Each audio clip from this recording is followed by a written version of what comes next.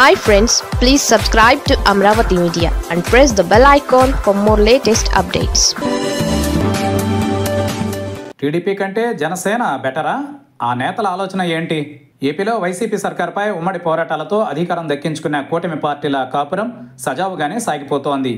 అయితే తాజాగా కొన్ని కీలక పరిణామాలు చోటు చేసుకుంటున్నాయి. రాష్ట్రంలో 164 సీట్లతో పటిష్టంగా కనిపిస్తున్న కూటమి పార్టీల్లో ఏదో ఒక దాంట్లో ఫిరాయిస్తే తాము సేఫ్ అని గతంలో వైసీపీలో కీలక పదవులలో పనిచేసిన వారు భావిస్తున్నారు.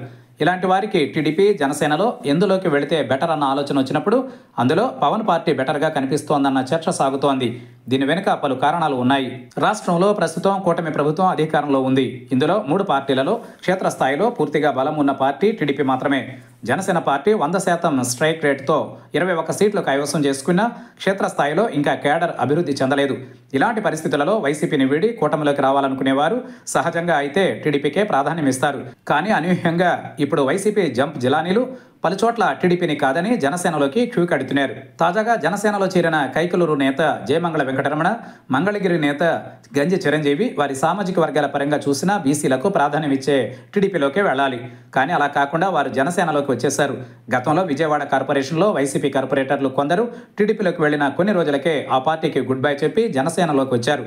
అలాగే తాజాగా వైసీపీని వీడి టీడీపీ సభ్యత్వం తీసుకున్న మాజీ డిప్యూటీ సీఎం ఆళ్ల నాని సైతం ఆ పార్టీని కూడా వీడి జనసేనలోకి వచ్చేస్తారనే ప్రచారం జరుగుతోంది. ఇదంతా ఓ ఎత్తు అయితే గతంలో జనసేనలో చేరిన సామినేని ఉదయభాను, బాలినేని శ్రీనివాసరెడ్డి, కిలారి రోసయ్య వీరి రాజకీయ అనుభవం ఇతరత్రా లెక్కలు చూసుకున్నా టీడీపీలో చేరాల్సి ఉంది. కానీ వారు అలా చేయకుండా పవన్ సమక్షంలో జనసేనలోనే చేరారు. గతంలో పవన్ను భీమవరంలో ఓడించిన గ్రంథి శ్రీనివాస్, పవన్ పార్టీలో గెలిచి వైసీపీకి ఫిరాయించిన రాపాక వరప్రసాద్ ఇలా ఎంతోమంది జనసేనలో చేరేందుకు తీవ్ర ప్రయత్నాలు చేస్తున్నారు. ఇవన్నీ చూస్తూ ఉంటే టీడీపీలో వీరందరికీ ఎంట్రీ లేదా ఉన్న వీరు చేరకపోవడం వెనుక చాలా కారణాలు కనిపిస్తున్నాయి. ఇందులో టీడీపీలో ఉన్న వీరి రాజకీయ ప్రత్యర్థులు ఓ కారణంగా ఉంటే ప్రస్తుతం నారా లోకేష్ కనుసన్నల్లో నడుస్తున్న టీడీపీ కంటే పవన్ కళ్యాణ్ ఆధ్వర్యంలోని జనసేనే బెటర్ అన్న చర్చ సాగుతోంది. చంద్రబాబు, లోకేష్తో పోలిస్తే పవన్ చేస్తున్న యాక్టివ్ పాలిటిక్స్ ఇందుకు మరో కారణంగా తెలుస్తోంది. ఇలా ఎన్నో కారణాలు టీడీపీ కంటే జనసేననే ఫిరాయింపు నేతలకు బెటర్గా కనిపిస్తోంది.